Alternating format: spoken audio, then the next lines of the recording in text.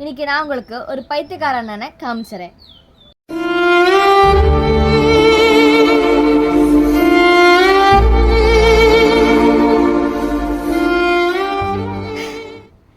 என்னன்னே நீங்க பண்ணுறீங்க? இந்த அண்ணன் செய்கிற பார்த்தா நமக்கு திட்டெல்லாம் முடியாது, சிரிப்பு தான் வரும். அவ்வளோ பைத்தியக்காரத்தனமாக இந்த அண்ணா பேசுகிறாரு. இல்லை, பேசினா கூட பரவாயில்லன்னு நினைக்கலாம்.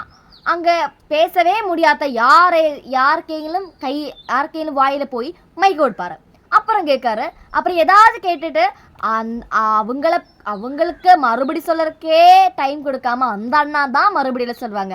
அது அப்படி இல்லை, நீங்கள் என்ன சொல்கிறீங்க, நீங்கள் என்ன சொல்கிறீங்க, தற்குறி இப்படியே புலம்பிக்கொண்டே இருப்பார். அப்புறம் எதுக்கு வேற எங்கள் கையில் நீங்கள் ஒன்றை மைக் கொடுக்குறீங்க? உங்களுக்கே நின்று பேசலாம்ல, அதுதானே நல்லது. இல்லைன்னா அவங்களுக்கு பேச ஒரு அவசரம், ஒரு மூச்சு விடுற அவசரம் கொடுக்கலாம். அப்புறம் இந்த அண்ணாவோட பாட்டு வேற கேட்கணும்.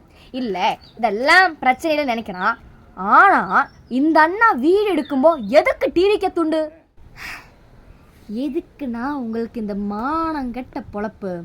நடத்துங்க உங்களோட நாடகத்தை. Okay, by.